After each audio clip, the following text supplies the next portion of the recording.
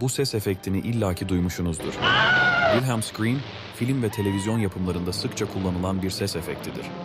Genellikle bir karakterin düşerek veya yaralandığında çıkardığı karakteristik bir çığlık sesidir. Bu ses efekti, 1951 yılında Distant Drums adlı filmdeki bir sahnede kullanılmıştır. Bu çığlık sesi pek çok farklı yapımda tekrar edilerek bir tür pop kültür ikonu haline gelmiştir. Bu ses efekti, film yapımcıları ve ses tasarımcıları arasında bir tür esprili gelenek haline gelmiş ve izleyiciler tarafından fark edildiğinde mizahi bir etki yaratmaktadır.